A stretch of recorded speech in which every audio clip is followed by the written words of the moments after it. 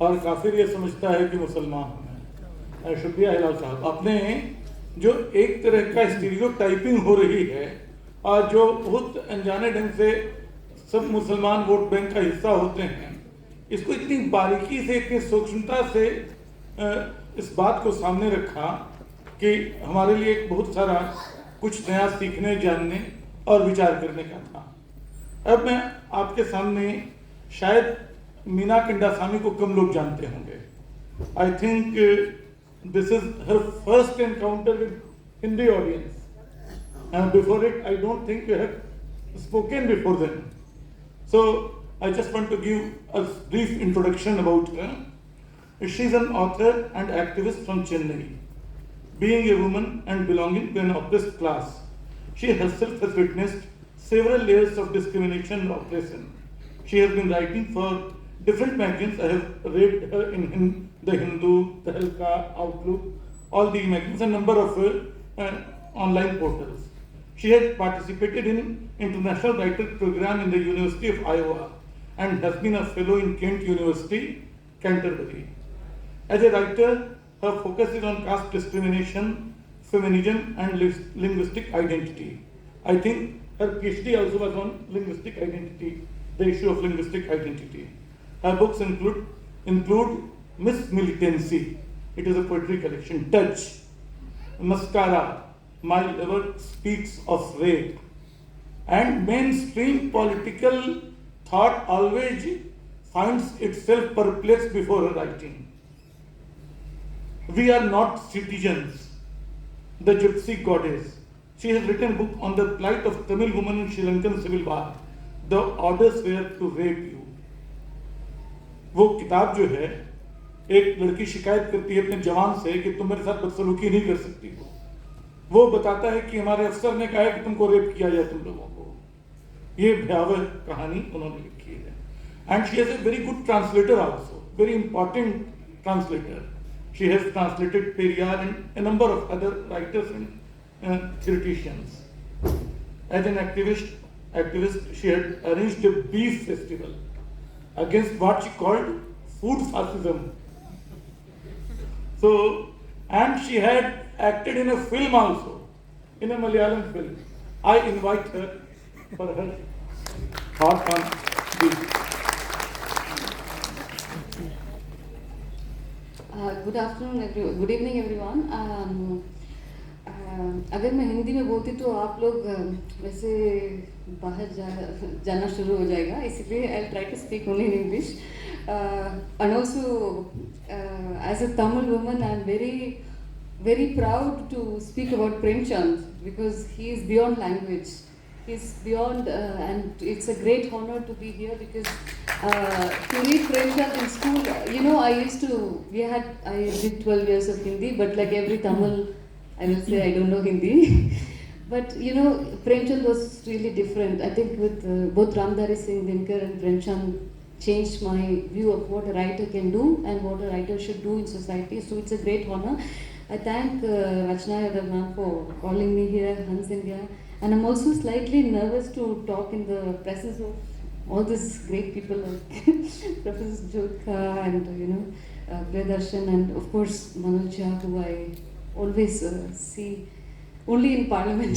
So I'm going to speak very briefly within 15 minutes. I hope you understand sorry for speaking in English, but I hope the message doesn't get lost. So there are 5 different points I wanted to talk because when we see the question of Jati kaise toot jayegi, how do we address this question of, and everybody has been talking about this question. Dr. Ambedkar has spoken about this question, Periyar has spoken about this question, and in Tamil Nadu we have a very strong anti-caste movement. So I have put together some of my ideas. Basically there are 5, but the first idea is the struggle against caste will have to be a feminist struggle. There is no way of, because when we talk about caste, whether we are talking about the Dalit who is being oppressed or whether we are talking about the dominant caste, there is always this idea, this general assumption that we are talking about a male problem, we are talking about a male solution or something that is in the framework of masculinity. And for me, I always think that if you are looking at If you want to fight some issue, and it's very much like, parliamentary democracy, you need to cross that 51%. And you cannot cross that 51% without looking at women who are the majority of this country, without understanding that women, irrespective of where they are in the caste system, are in some way or the other oppressed by the caste system. And I therefore think that at the basis of it, whatever way we define it, and however we say, okay, you can talk so much, you cannot talk so much, however we define this or internalize it, at the heart of it, this is a feminist struggle. And I'm not saying this because, because I happen to be a woman, because you look at every single problem in this country that comes to women. Look at the sex ratio. We have a skewed sex ratio because ladki ko, we have to give her in marriage, and if we have to give her in marriage, we have to pay the dowry, and if we have to pay the dowry, we cannot have so many girls, so let's kill the girls. But we are killing the girls because, okay, we are going to marry only within our caste system. And can the girl decide who she wants to marry? Can the woman decide who she wants to marry? No. If she marries outside, we are going to do honor killings. If she's going to marry outside, we are going to shame these people, we are going to keep them, ostracize them, keep them outside society. So this is a system where we're like, okay, panchayat should have self-governance. We have to decentralize. India is sovereign. Everybody is sovereign except the Indian woman. She cannot decide who she wants to marry. An Indian girl cannot decide even the right to be born, because you're like, okay, if there are 9 women in this room, okay, 1 girl is missing because she was killed before she was born. And a lot of this keeps coming back to the caste system. We are, Nari Shakti is a favorite word of the non-biological person, but again, Nari Shakti, how do we come to Nari Shakti? We have less women in the workforce than Syria.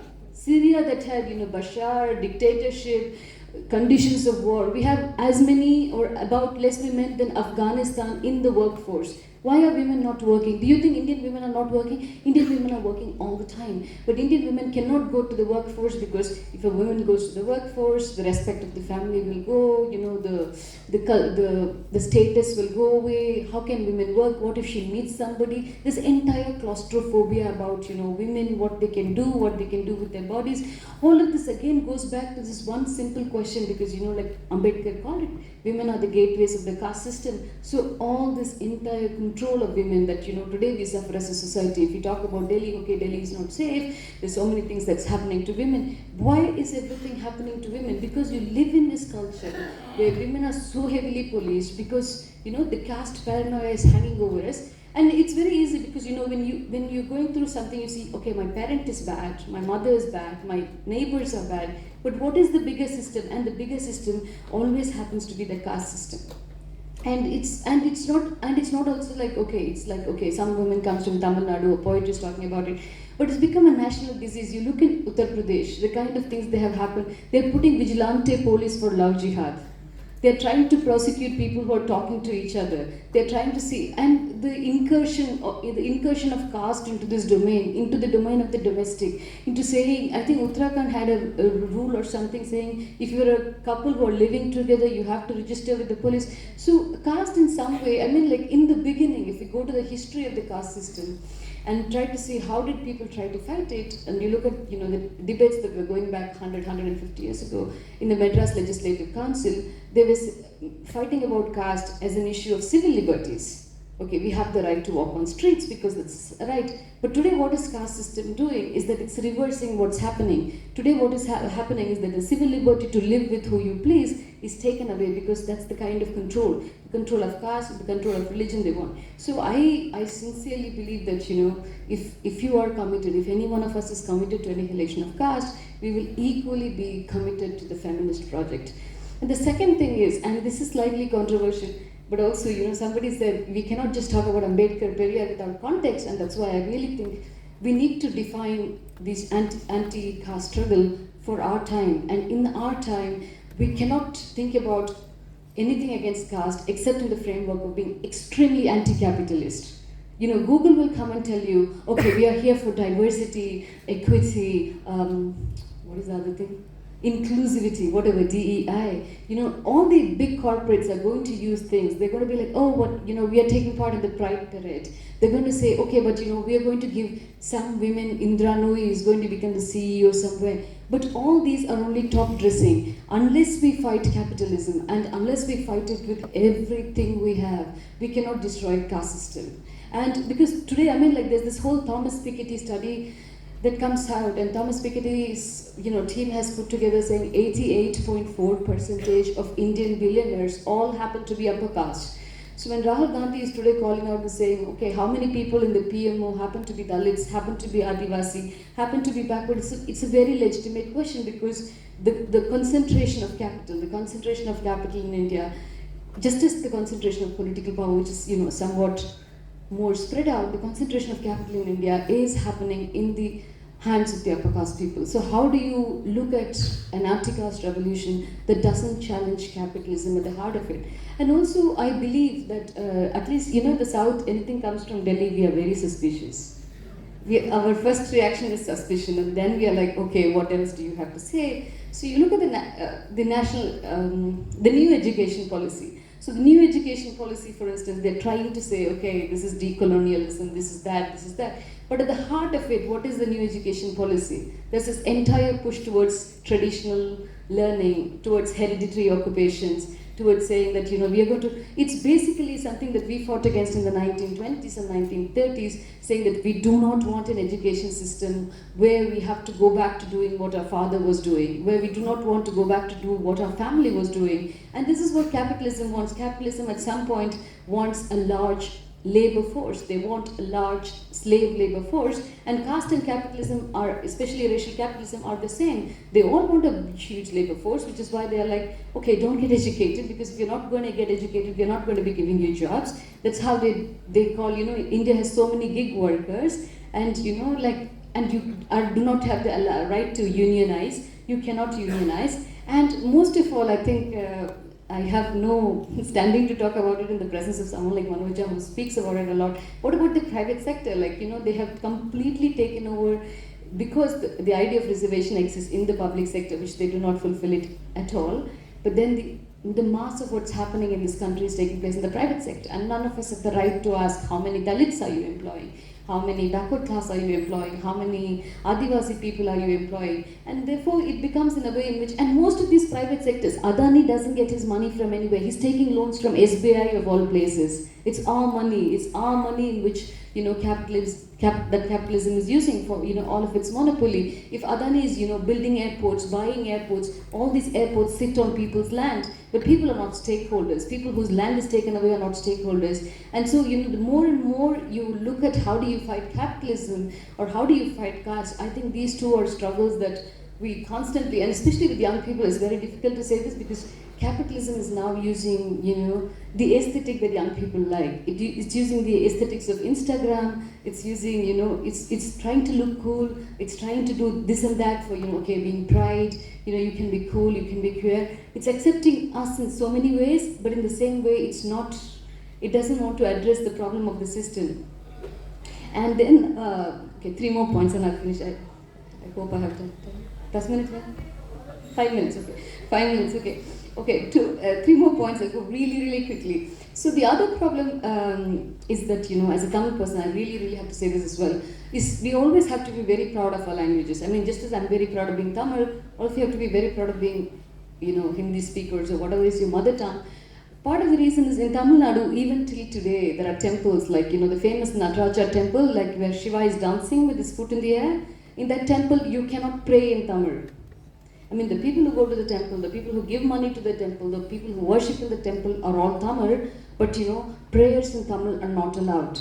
Because a small group of Dikshitas decide to control the temple, and the argument is, but God does not understand Tamil. The idea is, or they say Tamil is a Nicha Bhasha, the Tamil is a language of the low people, and this is again where Hindutva, Sanatana, and caste come together in this one single dot, where your own mother tongue, the language in which you talk to your parents, the language in which your mother calls you, the language in which you make love, the language of intimacy, you cannot talk to God in that language, you cannot pray in that language. I mean, how do we live with that? How do we live with that rejection of who we are? Because if that's what caste is doing to us, if that's what it's doing, we have to go back and reclaim what it means. And then two more points. The other thing is, I don't want to smile about this, but the other thing is Hindutva is playing this very dangerous game of consolidating people on the lines of caste and dividing them on the terms of religion. So today if you go, especially in Tamil Nadu, even caste groups are not working so much in consolidating each other. Let's say the Vanneer, the Mukkulathur, or the Gaunda people, who live in, let's say, the east, the north, and the south of Tamil Nadu, even their own caste groups are not talking more about their identity, are talking as much about, their self-pride, as much as the BJP, RSS, Hindutva attempts are. Hindutva is sharpening it, is crystallizing it, is making them ever more aware of it. So you have new holidays because they're like, okay, we have all these people. You have new markers. You have new markers where, people have decided, and, Tamil Nadu, of course, is a progressive place, but always, when there's an advertisement, there's also a truth, right? So it's young people are, wearing color bands depending on what caste they belong to, and they're wearing this to school. So the state of Tamil Nadu had to actually appoint a commission by Justice Chandru to study of what do you deal with caste. When small children who are like 13, 14 coming to school are coming with these markers on their forehead or markers on their wrist saying they belong to a particular caste, and this is where I think that this poison of caste is something we have to save our children from it, because we're not just talking about our generation, we're talking about the next generation. And I'm going to finish about this one little thing that I wanted to bring up and talk about, which is the question of what is your caste if you are an intercaste person. And it's very interesting because in the 80s my parents got married, and my father belongs to a nomadic tribe and my mother is a Shudra, and they had a Periyarist wedding, and obviously the idea of a wedding, the idea of a self-respect marriage is that you reject both caste. You are somebody who doesn't believe in the caste system, which is why you have an anti-caste, intercaste marriage. And the system doesn't know how to classify you, because if they say that I belong to my father's caste, then it doesn't make any sense that he married outside his caste. If they say I belong to my mother's caste, it doesn't make any sense that I belong. And I think the thing is, nobody has addressed it legislatively. Like, it's easy to just go and get a certificate. And even more interesting is that when you are a nomadic tribe, or when my father is a nomadic tribe, the caste just varies. Look, in Tamil Nadu, you are like most backward caste. In Kerala, you are like scheduled tribe. But in everyday usage, the word Pandaram, for instance, a particular caste, it actually means beggar. So, in everyday usage, it's used like a slur word. So, and the question is, what are we going to do? I mean, like, the answer to this is not to get into the trap of saying, okay, we found out an answer, therefore you're this. The answer is to say, I am none of that. I'm somebody who wants to fight against the system. I'm outside the system. Recognize me for being outside the system. Because how do we fight this in the end? And therefore, yeah, when somebody says people who don't know their caste, I was like, I took it very personally, because it's not just about my own fighting. I go and fight with all my Periyarist friends. I'm like, my parents did a Periyarist marriage, and you guys didn't solve what is my caste, right? Like, where do I belong? And then my partner is Belgian. So what are my children? Like, can I teach them about caste? I'm like, it's an impossibility. And I think at some point we also have to come together and fight it. And the last point, and really like 2 minutes, I'm going to finish this, is that we cannot also fight, just as the fight against caste has to be feminist, it has to be rooted in our languages, it has to be anti-capitalist, it has to be, encouraging of intercaste marriages. I also think the final point is that we have to look at every framework of violence and understand that the violence that surrounds us in some way has to be demolished in order to also demolish caste. You look at state violence, who are the people who are maximum in jail, who are the people who are being jailed. A lot of state violence works against Dalit people, works against Dalit uprising, works against Dalit mobilization, works against the lower caste people in general. We understand that, if you, and the minute you also talk about any issue, you say, okay, save Tamils, you say, okay, you say, save our forest, you say, save our trees, whatever, save our seas, save anything. And the immediate way in which the state responds by calling you a terrorist. So, and this expression in which the state controls all of the discourse is also how I think caste is, allowed to become stronger. And therefore we cannot talk about caste annihilation unless we also talk about what does the state do when people try to annihilate caste? What does the state do when people, gather and fight, or, gather to challenge what is happening to them? Because In the late 90s, in the 2000s, we have witnessed so much of it once, you know, Dalit emancipation started happening, and we witness again the role of the state today. So I believe that, you know, at every point, being aware of what is violence, and this violence again is very personal to me, because I think there is something very specific about caste that comes in every expression of violence. When the husband hits the wife, how do they justify it? They say, okay, the husband is hitting the wife because she did some mistake, as if beating the wife will change her and make her a good person. Or the parent is hitting the child. The idea of this violence, this disciplinary violence, is that, okay, you beat the child so that the child becomes good. And this is the same power that the upper caste think they have. The upper caste think they're entitled to violence. They think that violence is a birthright in which they can control other people, in which they can tell, okay, this is the way Sanatana should be. You are not supposed to enter the temple, or you cannot enter this part of the temple. You cannot do this. You cannot walk on the street. And this violence, this kind of, unless you fight, unless we fight all of this violence, I don't think we can save ourselves. Thank you on this note.